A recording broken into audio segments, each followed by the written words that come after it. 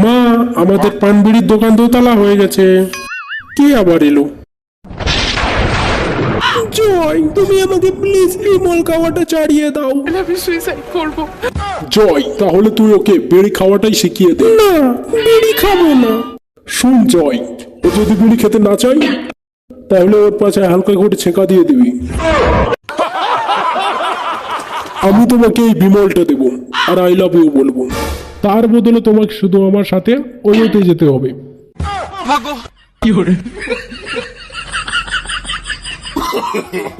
তুমি বিমলের মতো আমার লাইফে এসেছিলে আর জর্দার মতন মিশে গেলে। হ্যাঁ বল, তোর খবর কি? আর বলিস না, গ্রামে ঘুরতে এসে ভেবেছিলাম একটু মাঠে আগার মজাটা নেব, তা আর হলো না। আরে বাবা, একটা মাঠ দেখে বসে পড়তে পারছিস না? আরে এখানকার মানুষ না একটু উল্টো, একবার ধরতে পারলেই খচাং করে বিচি কেটে দেবে। গার্লফ্রেন্ড? আরে না না, একটা হিজড়ে। সেদিন হাগতে গিয়ে আমার পিছনে হাগু আটকে গিয়েছিল।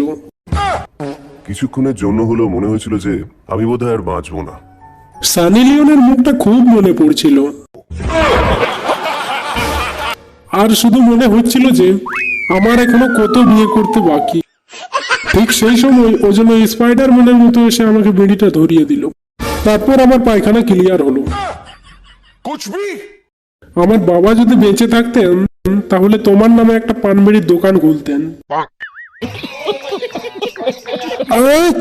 কি রে শালা, আমাকে পটাতে এসেছিস? এইভাবে পারবি না, যা আগে দুটো বাংলা খেয়ে আয়। যদি খাও বাংলা মাল তবেই হবে আসল মাতাল। সেই জন্য আমি আমার মেয়েকে দিই পিডিয়াশিওর। হ্যাঁ বন্ধুরা, এখন পিডিয়াশিওরে 37টা বাংলা মদ মেশানো আছে। এটা কম বয়সে ছেলেদের মাতাল বানাতে সক্ষম, আর কেউ জানতেও পাবে না, কারণ এটা হরলিক্সের মতোই। পিডিয়াশিওর এখন বাংলা মদের সাথে। याद तो